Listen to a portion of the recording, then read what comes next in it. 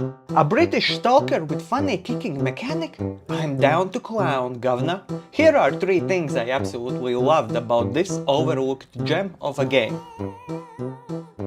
So this is a fairly recent game from the long-living company Rebellion. Their first game came out in 1991, and they are still here. In a world where studios, even if they make bangers, often get shut down, they have endured. They are probably best known for their Hitler's Ball shooting series, Sniper's Elite.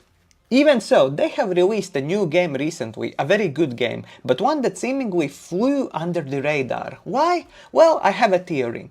You see, these days it feels like people only talk about games that either anger them or make them feel feelings, let's say.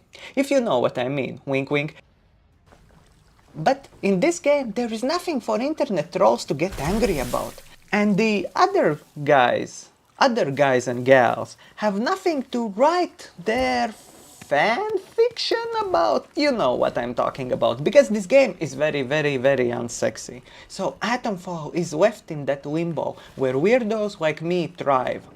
So, Atomfall is basically British Stalker. It's set in alternative history of 1950s Britain where you're stuck in an isolated part of the country. Some kind of accident has forced the government to quarantine off a significant section. We find ourselves in a very Fallout-style awakening in a bunker, given a keycard and promptly sent on our way to get out of the zone. On our journey we will meet some friendly NPCs and a bunch of various enemies that we can either shoot or stealth around. The game has somewhat of a hardcore feel, but not really. And that brings me to the first thing that I loved about this game. The hands-off approach. You see, there are 2 types of parents. One type will plan every single minute of their kids' school's break. Every hour will be filled with various activities designed to stimulate their child. And then there are those who will send their kids to the countryside, give them 50 quid and leave them to build forts, get into fights and maybe even sneak their first cigarette. The first kind of parents are the developers of Assassin's Creed and Horizon Zero Dawn. Even if those are open world games, they are actually very planned out and structured. You are constantly guided and controlled. But Atomfall devs are the other kind. They give you 5 quid, not even 50, a pack of smokes and airdrop you in the Siberian tundra with a simple task: get back home, you little shit.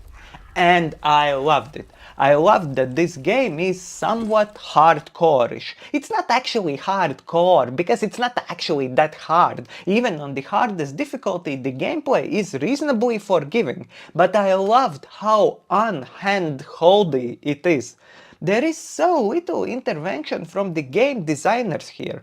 You awaken in a bunker, you get a keycard that can open some doors, and that's it! You have a general task: get out of the secret bunker and get out of the quarantine. That is it. There are no quest markers, no floating question marks, no arrows, no tick boxes that track your progress. The quests where you have to find things, and that's almost all of the quests if we are honest, have you finding items and NPCs organically. They might say the important thing is captured by the soldiers and is well guarded. And it's essentially up to you to figure out where that could be, because you are given only somewhat of a direction or somewhat of an area. Sometimes it's more specific, sometimes there are coordinates, but in general you have to figure it out on your own. The resources at the start of the game are surprisingly scarce, so you have to scrounge around, use stealth and a little bit of invention to get past the first couple of hours of the game. And that is what I love, this very hands-off design. Of course it's very hands-on because everything is designed in a game. It doesn't happen magically or sporadically, but you know what I mean. Second thing I really liked is relatively simple mechanics. Sometimes in these hardcore games developers get slightly carried away. You end up with various meters to manage, crafting might involve complicated multi-step processes, and there might be too many stealth or survival mechanics, guns jamming up, or you having to bandage separate parts of your body, etc, etc. We all know that Death Stranding 2 will have a poop meter, and you will have to eat the correct food to make your poop bombs super impactful. I know what you are doing, Kojima. I know. I think Atomfall, and this is probably at least partly due to the budget restrictions, handles this very well. It's sort of an arcade approach to a survival game. I actually think that at some point there were food and water meters, as these items exist in the world, but I think these were scrapped, and that's a good thing too. It's not too complicated. I really like that. I can't stress enough how annoyed I am by the games that keep teaching you new mechanics at 50-hour mark. And third thing, you will not reach 50-hour mark playing Atomfall. It's short. I love that the developers had the awareness to see the perfect length for their game. Not every developer has that power. Ubisoft, EA, every other open world action adventure game maker. Yes, so Atomfall is different. My first playthrough took me about 14 hours and I did fair amount of stuff. A full completion run would probably be around 20 hours. And replaying it, I think I could do everything in 2 or 3 hours because it's structured in a way where if you know what to do, you can do it really fast. And I love that. I love that they understood that this game does not have to be a forever game where you spend days and days and days and days playing. They also cleverly designed it so that the knowledge gained on previous playthroughs can help you to finish it really quickly the next time. And I appreciate that thing. But on the other hand, if you want to play it longer, if you want to explore it, if you want to do 100% of it, there is still things to do, there are things to find, and it is fairly satisfying to find all of the upgrade thingies, all of the books that give you skills and stuff like that. And that is my thesis. I think that Rebellion is probably in the business after all these years because they understand how much time and money the players are willing to spend on their projects. They understand what gamers want and they understand what they can give. And that is a business savvy thinking. So those are my top 3 things I liked about this game, but there are many other little things. This game is so overlooked, but it's definitely not perfect.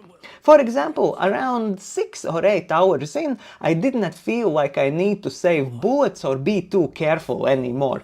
I just went through the enemy bases and killed almost everyone, and I lost the incentive for using stealth. So yeah, like around 8 or 10 hours mark, the game became more of a first-person action shooter. And the other thing I would really have loved to see more in this game would be the British humor sense, like in general. I felt that this game should have been more funny, more smarter. I was expecting a bit more of Blackadder or Monty Python, and while there was some humor, it wasn't quite enough and it wasn't that interesting. And no, I am not saying that I want a Borderlands situation only in British setting. No, God, please no. Please no. But I would still have loved to see a bit more quirk, a bit more humor. But one additional thing that I really loved about this game before I end this video is the kick. The kick is the shit. I love games where you have a kick that is quite powerful and you can kick enemies off edges, ledges, you can interrupt their attacks and stuff like that. That is wonderful. Please, developers, make more games with kick button. So yeah, and yeah, by the way, I found a Doctor Who reference in this game, so that's neat. I think there are other references to British pop culture and general pop culture, but I did not went hunting for them. So yeah, overall, really nice game. I really enjoyed it. That's it for today, guys. Thank you for watching, thank you for listening, and I will see you later. Bye!